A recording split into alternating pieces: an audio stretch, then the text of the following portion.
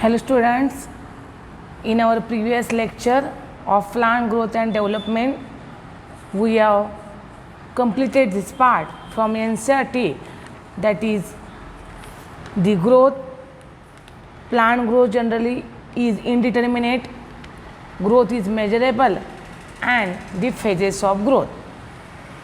In today's lecture, we are going to discuss the growth rates in the plants, which are generally of two types: arithmetic growth and geometric growth. So, growth rate, that is the increased growth per unit time, is termed as the growth rate. Means in a particular time there is an increase of the growth, that is called as growth rate. So, in our previous lecture we have seen the parameters of the growth. Which parameters we have discussed? That is, parameters means increase in the fresh weight, dry weight, then increase in the length, area, volume, and the cell number. These are the parameters for the growth. So, any one of these parameters when you will observe in the plant, then you will say that it is the increase in the growth per unit time. म्हणजे leaf घेतलं, लीफचा जर surface area तुम्हाला increase झालेला पाहायला मिळाला तर तुम्ही म्हणाला त्याचा काय झाला, पर्टिक्युलर टाईममध्ये ग्रोथ रेट तुम्हाला पाहायला मिळाला. एखाद्या प्लांटचं इंटरनोडल लेंथ इन्क्रीज झाली तर आपण काय म्हणू शकतो, देर will B increase in the length of the plant. So growth rate is generally the growth of the plant per unit time.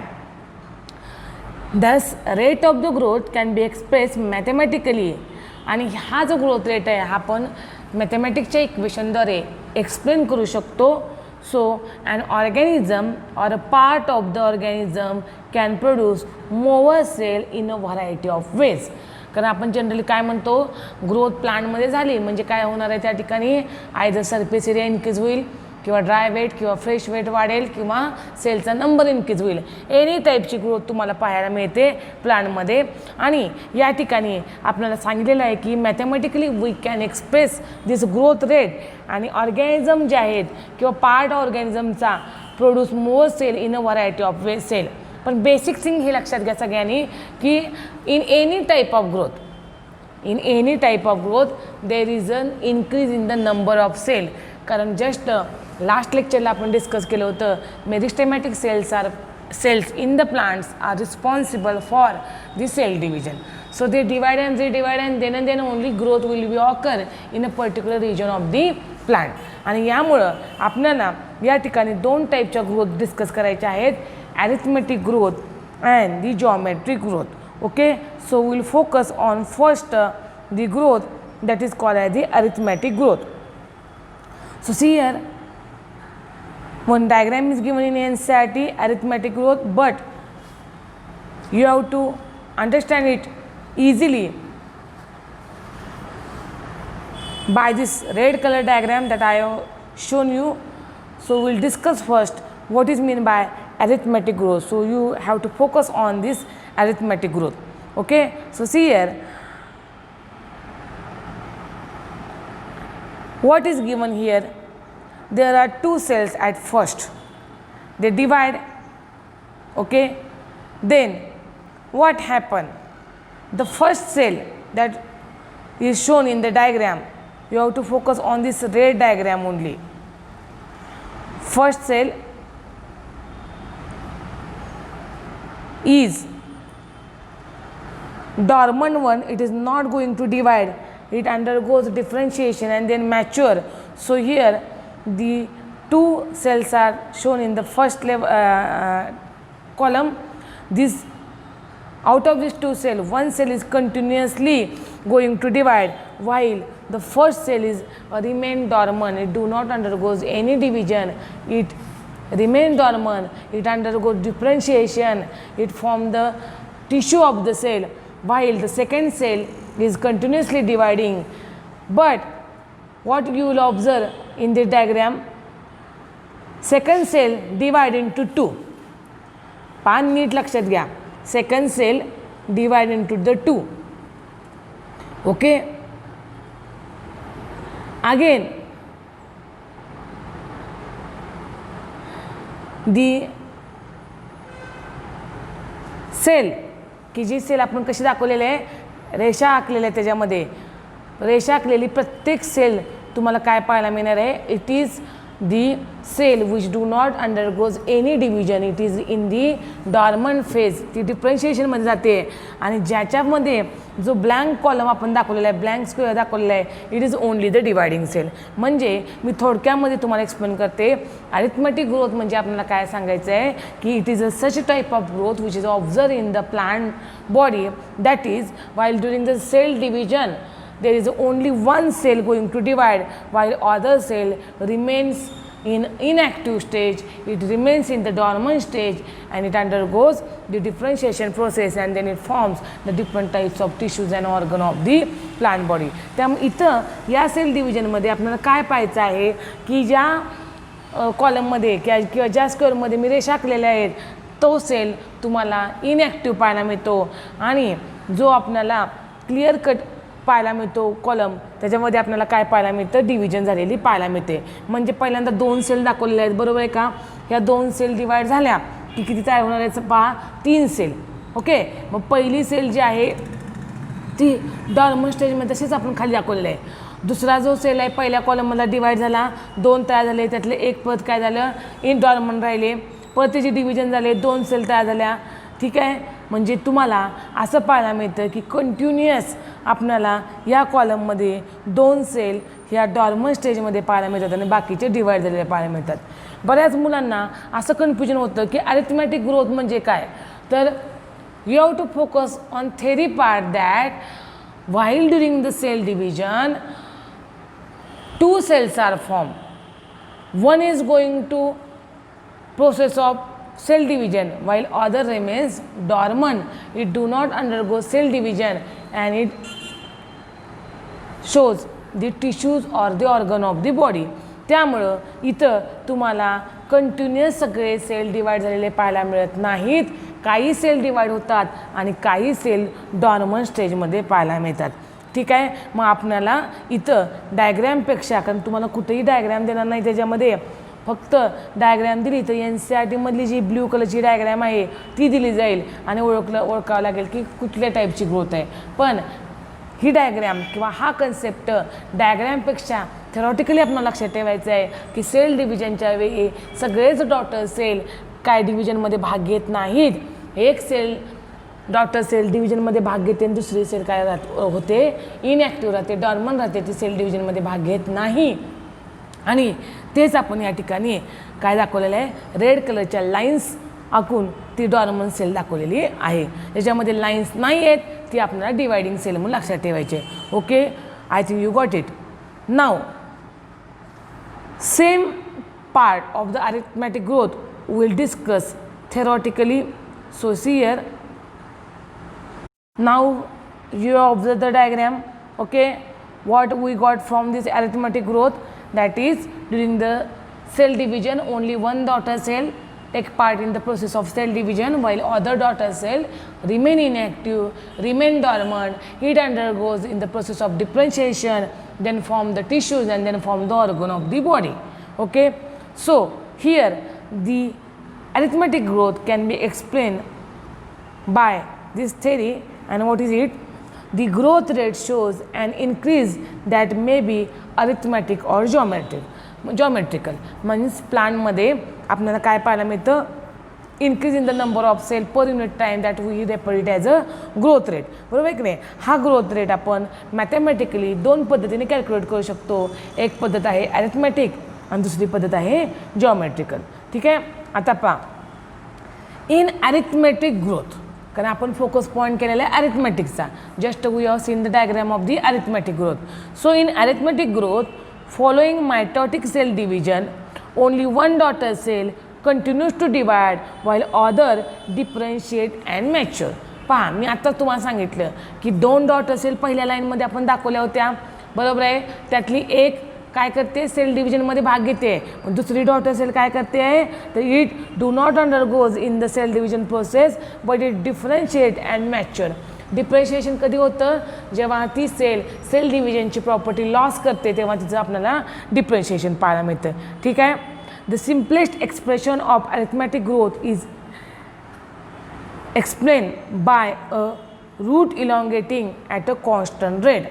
म्हणजे हे एक्सप्रेशन आपल्याला अरिथमेटिक ग्रोथचं बेस्ट कुणामध्ये एक्सप्लेन करता येतं तर रूटचं इलॉंगेशन जे प्लॅनमध्ये होतं त्यांना आपल्याला एक्सप्लेन करता येतं.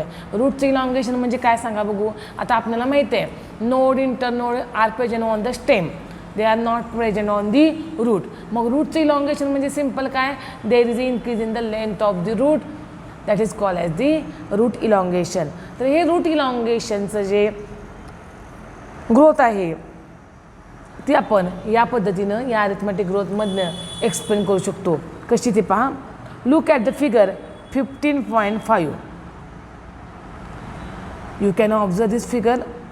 What is given the name under the figure, constant linear growth, a plot of length L against time.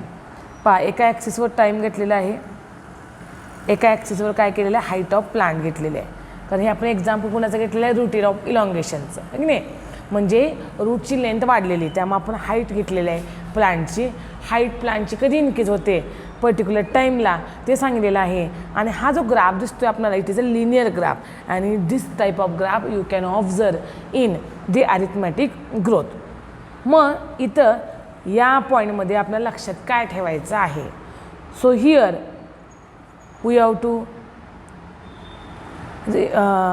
keep in mind that on plotting the length of the organ against time, a linear curve is obtained. Mathematically it is expressed as. आता नीट point of view ह्या arithmetic ग्रोथमध्ये पहिल्यांदा theoretically काय विचारलं जातं हे आधी आपण लक्षात घेऊया. नीटसाठी एवढं लक्षात घेऊया की अरिथमेटिक ग्रोथमध्ये सगळे सेल डिव्हिजनमध्ये भाग घेत नाहीत. Only one daughter cell takes part in the cell division while other cell get differentiated and mature. It is a basic thing. The graph which is obtained in the arithmetic growth is of the linear type. Best example is of the elongation of the root. And mathematically how this growth linear curve or linear growth can be explained हे आपल्याला लक्षात ठेवायचं आहे.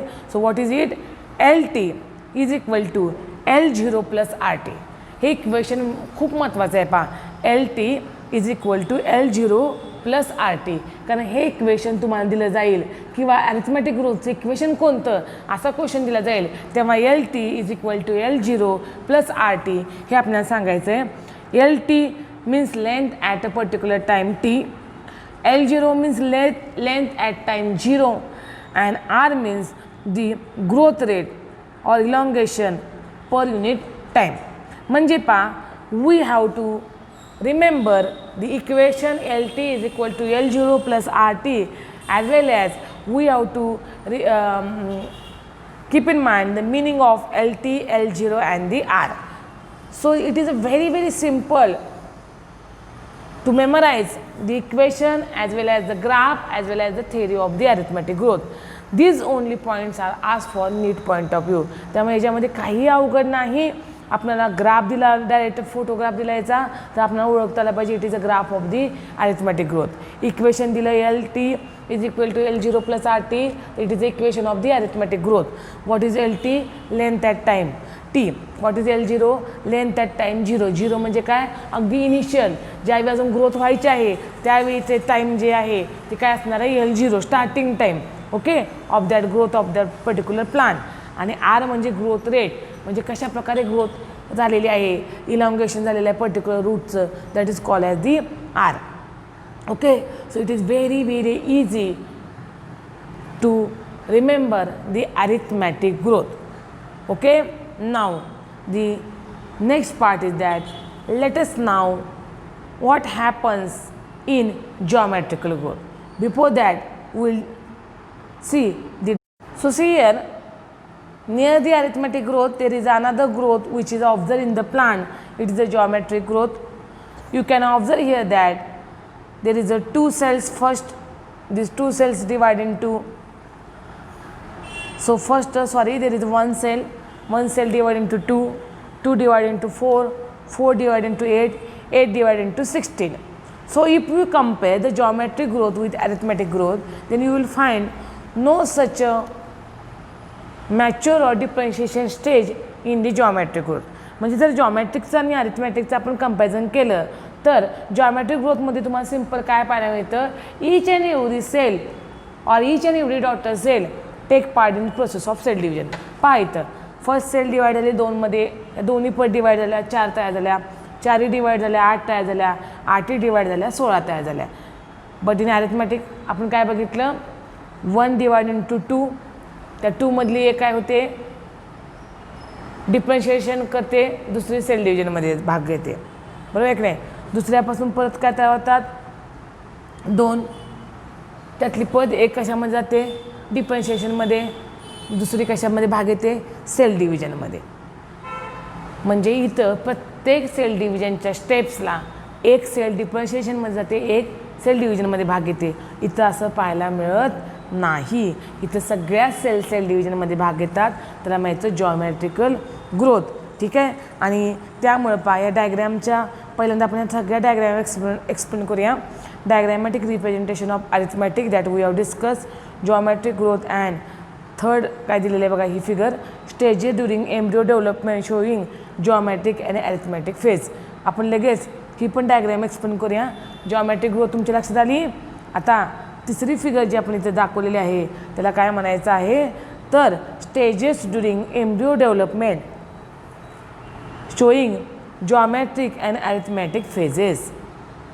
Embryo development means after zygote formation there will be embryo development. आणि embryo डेव्हलपमेंटमध्ये तुम्हाला दोन्ही phases पाहायला मिळतात, arithmetic as well as geometric. आता बघा पहिल्यांदा zygote divided.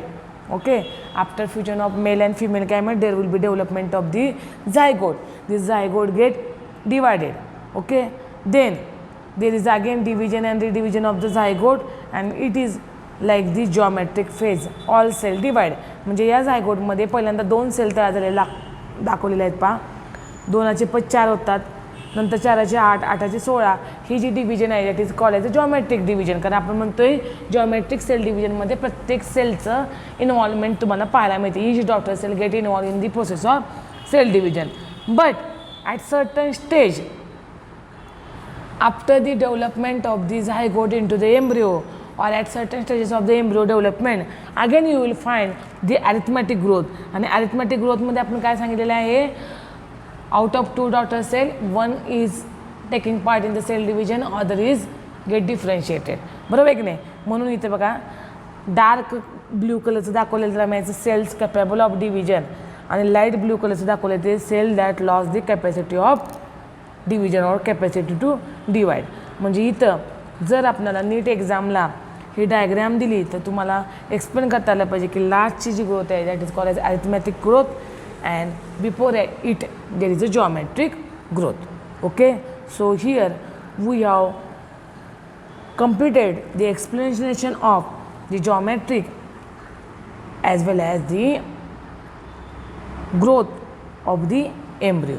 Okay. Now we'll see in detail what is the geometric growth. Now see here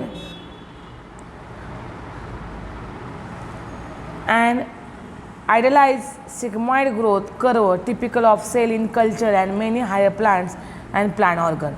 Means in geometrical growth you will get this sigmoid curve. हा जो curve आहे त्याला काय म्हणायचं sigmoid.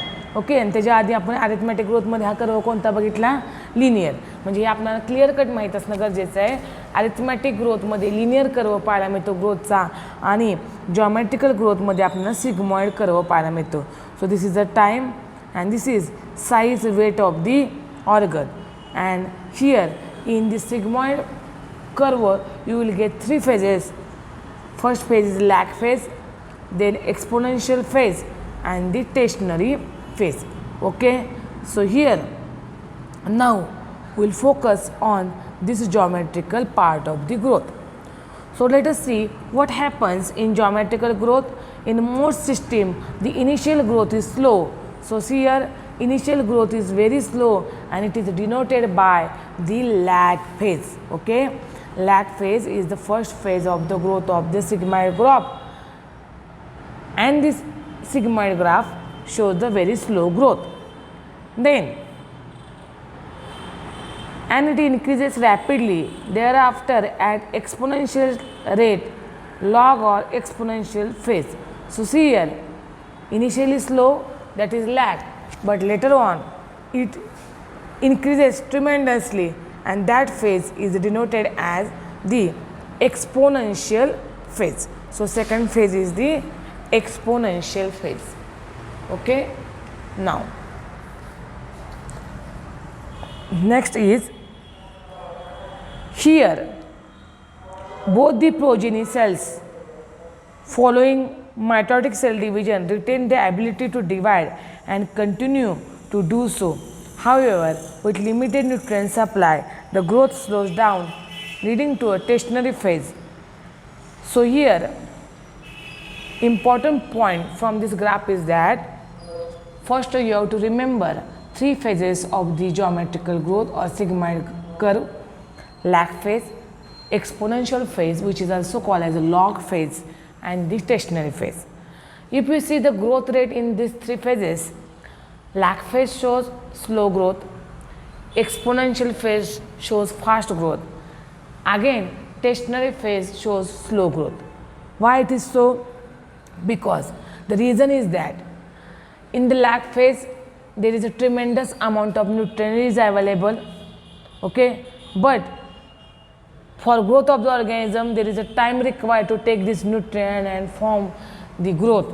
So initial growth is very slow. In exponential phase or log phase, all the nutrients get utilized by that particular organism and growth rate is faster. But again, due to the limited supply of nutrient, growth is again slow down, that is called as the tertiary phase. So this will see here, if we plot the parameter of growth against time, we get a typical sigmoid or S curve. A sigmoid curve is characteristics of living organisms growing in a natural environment. It is a typical for all cells, tissues and organ of the plant. म्हणजे या ठिकाणी पहा त्याने आपल्याला सांगितलेलं आहे. For example आपण असं लक्षात घेऊया की हा एका बॅक्टेरियाचा ग्राफ आहे, म्हणजे एका बॅक्टेरियाचं कल्चर आहे. ह्या बॅक्टेरिया आपण एखाद्या कल्चरमध्ये ग्रो केला तर आपण भरपूर न्यूट्रिएंट्स वगैरे ॲड केले. सुरुवातीला काय होणार आहे, ह्या बॅक्टेरिया मल्टिप्लाय होत असताना ते न्यूट्रिएंट्स घेताना त्यांना थोडा वेळ लागणार आहे, त्यांचं मल्टिप्लिकेशनला वेळ लागणार आहे, त्यामुळे ती ग्रोथ थोडीशी सुरुवातीला बॅक्टेरियामध्ये स्लो होणार आहे. त्याला आपण नाव दिलेलं आहे लॅग फेज. एक्सपोनेन्शियल फेजमध्ये किंवा लॉग फेजमध्ये काय होणार आहे, सगळे न्यूट्रिएंट बॅक्टेरियाने यूज केलेले आहेत, त्यामुळे ग्रोथ रेट फास्ट झालेला आहे, त्याला आपण नाव दिलेलं आहे लॉग किंवा एक्सपोनेन्शियल फेज. नंतर काय झालं, न्यूट्रिएंट्स कमी पडले, सगळे न्यूट्रिएंट यूज केल्यामुळे न्यूट्रिएंट्स कमी झाले, ग्रोथ रेट परत काय झाला, कमी झाला, त्याला माहिती टेशनरी फेज. अशा प्रकारे या तिन्ही फेजेसमधला ग्रोथ रेट तुम्हाला माहीत असणं गरजेचं आहे. Now here again will see the equation of the geometrical growth, and it is W1 is equal to W0 ERT. W1 means final size. कुणाची final size, either weight or height or the number. W0 means initial size at the beginning of the period. R म्हणजे काय, growth rate. T म्हणजे काय, time of growth. आणि E म्हणजे काय, base of natural logarithm. म्हणजे पा मुलांनो, कन्फ्यूज अजिबात होऊ नका. इथं परत आपल्याला नीट पॉईंट ऑफ व्ह्यू कसा क्वेश्चन विचारला जाणार आहे याच्यावर फोकस करायचा आहे. आपल्याला इथं हा ग्राफ लक्षात ठेवायचा आहे जॉमेट्रिकल, त्याचे फेजेस लक्षात ठेवायचे आहेत. ग्रोथ स्लो लॅगमध्ये, ग्रोथ फास्ट लॉगमध्ये, अगेन ग्रोथ स्लो आपल्याला टेशनरीमध्ये पाहिजे आहे. इथं परत आपल्याला इक्वेशन लक्षात ठेवायचं आहे जॉमेट्रिकलचं, जे काय आहे, W1 is equal to W0 ERT. ठीक आहे. आणि परत आपल्याला जस्ट मिनिंग्स माहीत पाहिजेत. W1 म्हणजे फायनल साईज, W0 म्हणजे initial size, R stand for growth rate, T stand for time and E stand for base of natural logarithm. ठीक आहे. आणि या पद्धतीनं आपण हे इक्वेशन आणि त्या इक्वेशनचं मिनिंग समजून घेतलेलं आहे. इथं आपल्याला सांगायचं आहे R is the relative growth rate and is also the measure of the ability of the plant to produce new plant material, referred to as efficiency index. म्हणजे इथं सांगितलेलं आहे रिलेटिव्ह ग्रोथ, एखाद्या ऑर्गनची ग्रोथ ही कशा पद्धतीने होते, कशी असते, म्हणजे लॉग लॅग लॉग आणि एक्सपोनेन्शियल किंवा सॉरी आपण असं म्हणू शकतो लॅग लॉग आणि टेशनरी फेजमध्ये ती जात असताना त्याची ग्रोथ मेजरेबल असते आणि ती काय करत असते नवीन प्लांट मटेरियल तयार करत असते या स्टेजमध्ये जाऊन. तर आपल्याला आर म्हणजे रिलेटिव्ह ग्रोथ रेट सांगितलेला आहे. Hence the final size of W1 depends on the initial size of W0. कारण W0 इनिशियल साईज आहे कुठल्याही प्लांटची आणि W1 काय आहे फायनल साईज आहे. तर दोन्ही साईजचं आपण कंपॅरिझन केलं तर आपल्याला लक्षात येईल की ग्रोथ रेट किती आहे. त्यामुळे W0 म्हणजे इनिशियल साईजवर W1 जर कॅल्क्युलेट केला तर आपल्याला ग्रोथ रेट त्याचा इझिली काय पाहायला मिळतो, ऑब्झर्व करता येतो.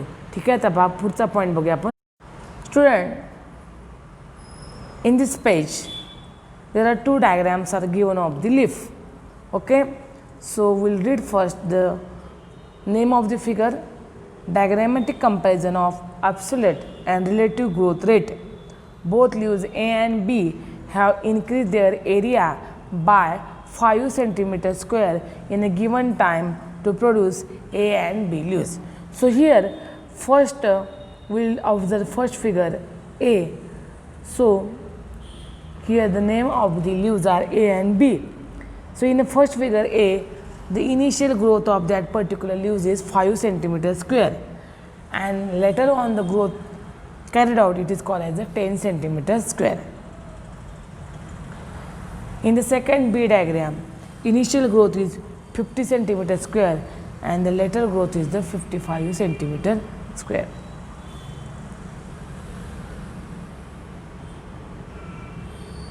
Now what we have to observe from this figure, we have to compare, that is what is absolute growth and what is the relative growth. Okay, absolute and relative ह्या दोन ग्रोथचं आपल्याला comparison या डायग्रामद्वारे करायचं आहे. कारण त्याच्या खाली आपल्याला सांगितलेलं आहे की या दोन ग्रोथमध्ये काय डिफरन्स आहे तो. ठीक आहे. So will see here quantitative comparison between the growth of living system can also be made in two ways. दोन प्लांटमधल्या ग्रोथचं कंपॅरिझन आपण करू शकतो. कोणत्या पद्धतीनं? Measurement and comparison of total growth per unit time is called as absolute growth rate. Measurement and comparison of the total growth per unit time is called as absolute growth rate. The growth of the given system per unit time expressed on a common basis. Example, per unit initial parameter is called as relative growth. आता line to line आपण discuss करतोय, पण तुम्हाला या लाईनमधून relative आणि absolute growth हे लक्षात येणार नाही. त्यासाठी आपल्याला काय करायचं आहे, त्यासाठी मी तुम्हाला परत डायग्रामवरून या दोन ग्रोथचं एक्सप्रेशन सांगते. पण इथं शेवटची लाईन बघा. In figure 15.7 two leaves A and B are drawn that are of different sizes but shows absolute increase in area in the given time to give leaves A dash and B dash. However, one of them shows here figure मध्ये काय सांगितलेलं आहे बघा. Two leaves A and B are drawn that are different sizes but shows absolute increase in area in the given time to give leaves A dash and B dash. However, one of them shows much higher relative growth rate. Which one and why? तर पहा, आपण म्हणतोय absolute growth म्हणजे total growth. पहिल्या लीव्जमध्ये आपण total growth बघितली तर किती पाहायला मिळते? 10 सेंटीमीटरमधून 5 सेंटीमीटर मायनस केले, 10 सेंटीमीटर स्क्वेअरमधून 5 सेंटीमीटर स्क्वेअर मायनस केलं तर किती जाते? 5 सेंटीमीटर स्क्वेअर. बरोबर आहे.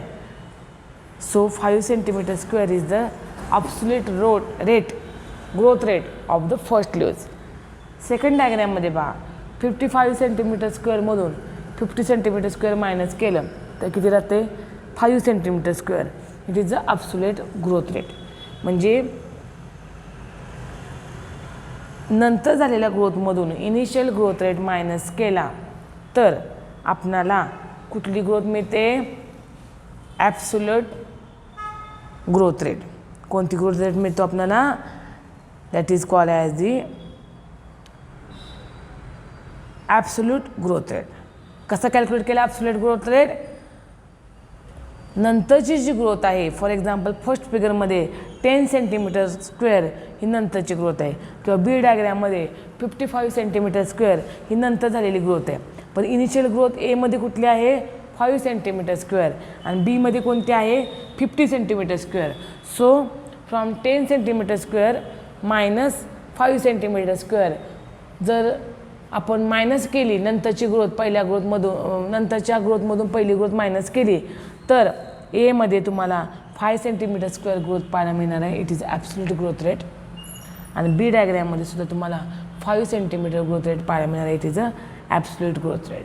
म्हणजे या पद्धतीनं आपण या दोन्ही डायग्रॅममध्ये ॲब्सोल्यूट ग्रोथ रेट सेम बघितला.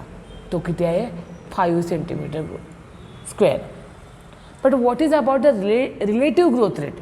रिलेटिव्ह ग्रोथ रेट कसा काढणार आहे आपण. रिलेटिव्ह ग्रोथ रेट जर आपण बघितला तर तुम्हाला काय पाहायला मिळतं पहा. पर्सेंटेजमध्ये जर आपण काढला तर पहिल्या डायग्रॅममध्ये कसा काढणार बघा, 5 centimetre square divided by 10 centimetre square into 100. आणि सेकंड डायग्रॅममध्ये कसं काढणार आहे आपण, 50 centimetre square divided by 55 centimetre square into 100.